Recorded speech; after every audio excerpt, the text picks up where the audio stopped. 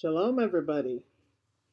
I'm in a particularly fun mood today just because, well, right now it's Shabbat. Right now is almost Sunday.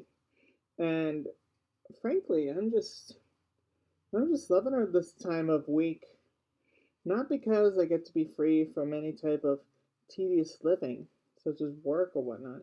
And me being disabled and not currently employed, I don't know. Point is, I want to talk about a little something that is a little bit different, or maybe it's under the same line of myself. I want to talk about the places that we worship at. Yes, I understand that nature in its own right can be its own type of church, but just not the same. Especially because, well, nature is nature in a way, and I feel like even if it was meant to be that great, I think I think it's meant to be tamed in a way because we, as humans, are stewards over this earth. So we got to make sure that not only can we take care of it well, but we also would have to make it even better, steadily. That being said, I'm getting off topic. Places of worship, whether it be a mosque, synagogue, church, cathedral, or just place that you could be able to feel at peace, or where people can find closer connection to the divine, whether it be God or whether it be however you interpret it. But to me, I just love going to those places. I mean, whenever I visit a church in my religion, I usually like going to the chapel for a bit, just to sit there, feel at peace. Quite, quite wonderful, really. But the place that I am most fond of is the temple. And yes, the temple is to some a bit more mysterious. To other people, they say it's a waste of tithing money because it's not going to the poor. Even though Christ said you will always have the poor with you. But what then about temples? I mean, even in ancient Israel, we've always had temples.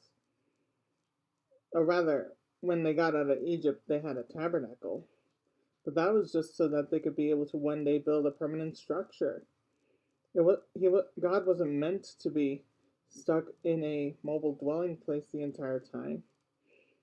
David knew that. Solomon knew that. And yeah, and even before the fall of Israel to Assyria, there were many temples at the time.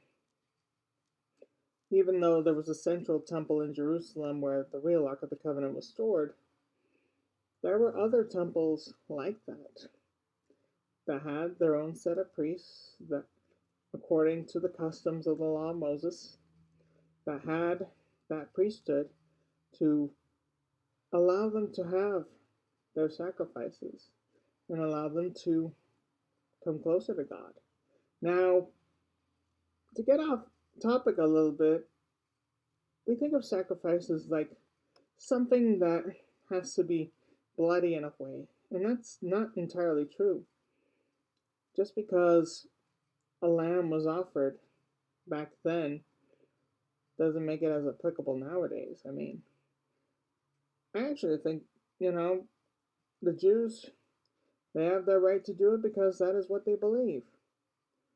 I don't think just because they don't know as much as a Christian does or as a Muslim doesn't mean that they have to limit themselves just because of context from outside influence. That being said, I'm sorry, I was just catching my breath.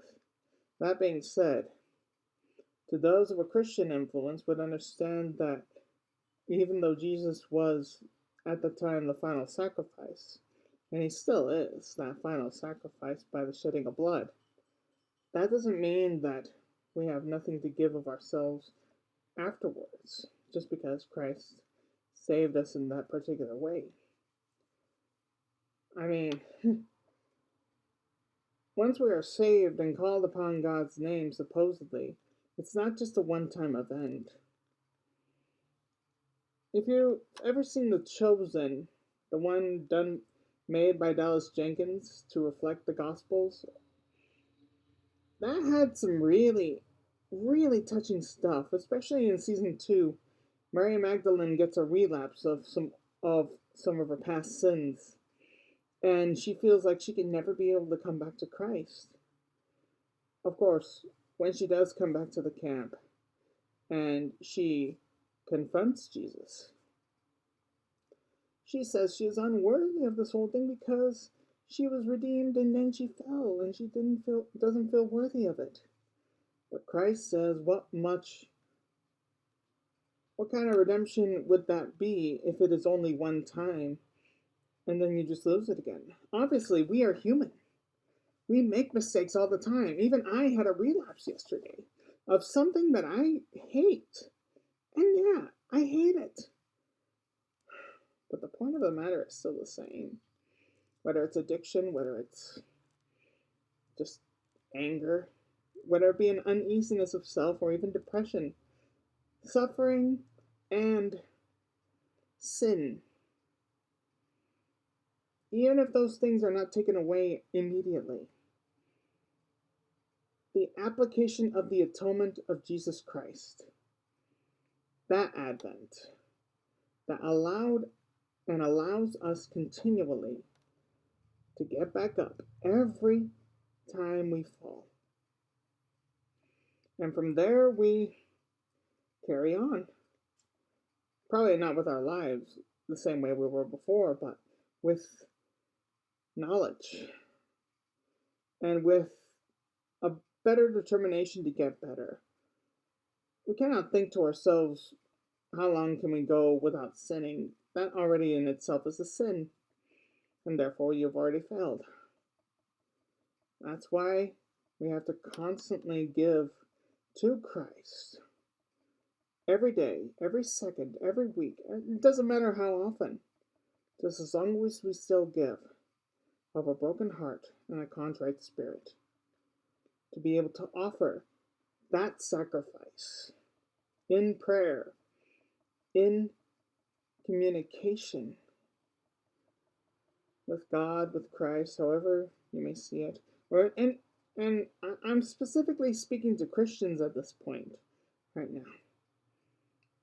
I know there are other ways for different types of people, and I would love to learn about what you expect of yourself. Whether you're a Buddhist or a Hindu and you want to desire good karma, how do you achieve such things to be able to get a better life? Or if you're a Muslim, how are you able to find your solace with Allah? Or if you're of any type of religion whatsoever, how do you find your redemption, so to speak?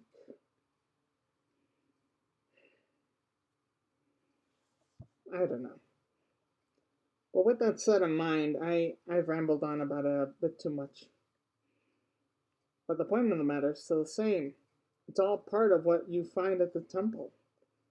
Just being able to offer your heart and your willing mind to determine yourself to get better. And we make that as a covenant. I mean, I can even find a way to link it to you on what we believe and what we do in there. But we make covenants. We make promises. And God endows us with knowledge and with power and with the sense of love. At the temple, we feel peace. Or at least I feel peace when I go there. I mean, I remember going to a cathedral when I was younger and it felt cold. Probably because I had my own set of ideas at the time. But it just felt cold in there. It was weird, but at the same time, I did feel a little at peace with myself. Of course, back then I had my own perceived perceptions and I was definitely scared, but as I grew up and as I gained a respect in my own heart, because I searched for truth once upon a time and I looked and I gained a newfound respect on what people believed. And I still like to learn. But with that said in mind, my friends, and yes, you are my friends to me, with all respect that is given, I hope you could be able to find your communication with the divine however you may see fit. Just understand that what I believe and what you believe, though it may not be the same, it does have a modicum of truth.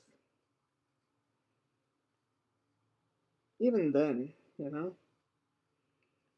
just because we differ in opinion or differ in faith doesn't make us enemies. It only makes us human. And with that said, my friends, I hope you guys have a great day. There should be a video coming soon about a friend of mine, but I'm not going to explain it any further than that. So, have a great day. Have a great week. Have a great weekend. Shabbat Shalom if it is the case. And peace be with you.